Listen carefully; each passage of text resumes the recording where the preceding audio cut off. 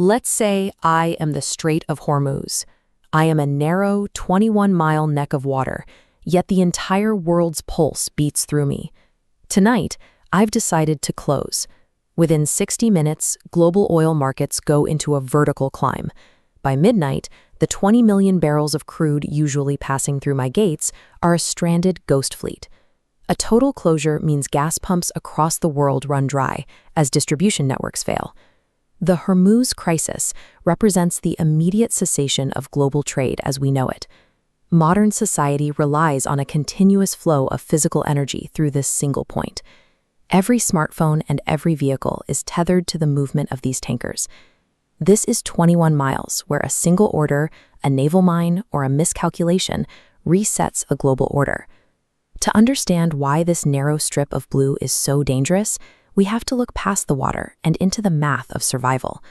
Geography is destiny, and for the global energy market, the Strait of Hormuz is a cruel master. Look at the map. To the north lies the jagged, mountainous coastline of Iran. To the south, the Musandam Peninsula and the shimmering skyline of the United Arab Emirates. This is the singular exit for the Persian Gulf. But here is the physical constraint most people miss. While the strait is 21 miles wide, the water isn't deep enough everywhere for a supertanker.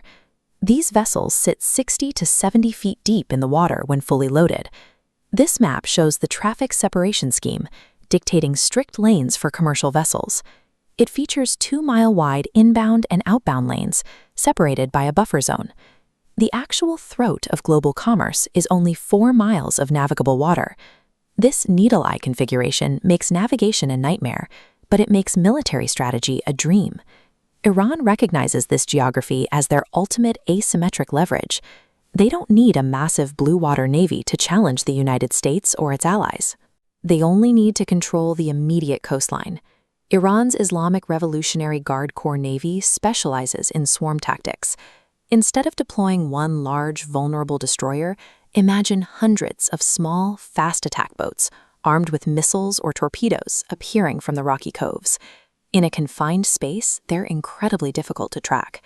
Combine those boats with thousands of sophisticated naval mines, and you have an impenetrable fortress. The Iranian mountains are also home to advanced anti-ship batteries and silkworm missiles hidden in reinforced bunkers. They can see everything in the strait. They can touch everything in the strait. The physical constraints of the land turn the most vital commercial waterway on Earth into an inescapable military kill zone. This terminal display tracks the vertical climb of Brent crude. If the strait closes at 6 p.m., by 6:05 p.m., the global economy is in shock. Because algorithms detect the news faster than physical reality, 20 captains will be ordered by their companies to stop dead in the water, creating a self-imposed blockade. No company moves a billion-dollar ship without insurance. Now, follow the dominoes.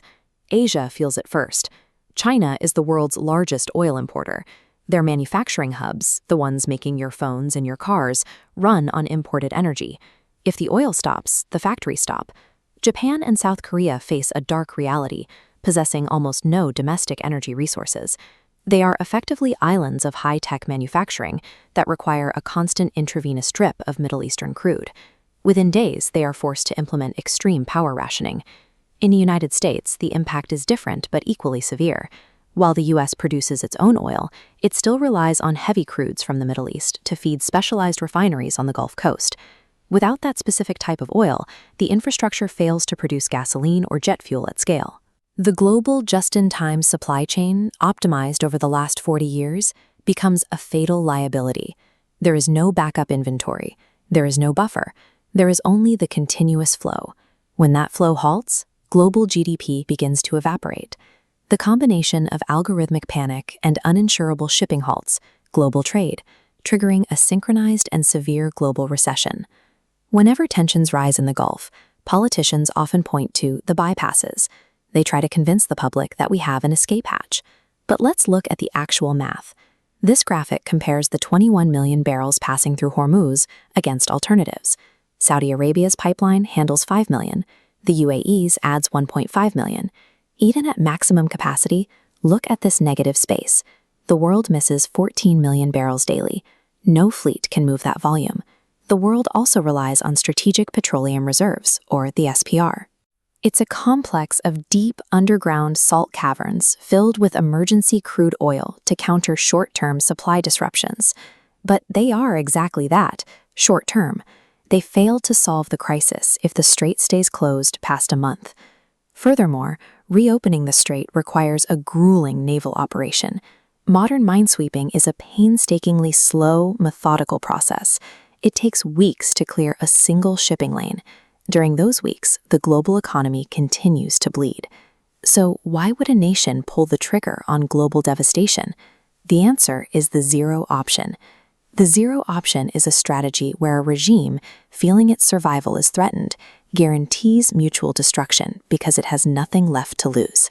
Closing the strait is not a tactical maneuver. It is a suicidal poison pill. We live in an interconnected world, but we frequently confuse interconnection with security. The farmer in Iowa, the factory worker in Germany, and the tech developer in Bangalore are all tethered to the exact same 21 miles of water. The Strait of Hormuz is a geographical bottleneck that remains a critical reality for global energy. Even as the world transitions to new technologies, our infrastructure still relies on these narrow, dangerous waters. It is the place where geography and power collide.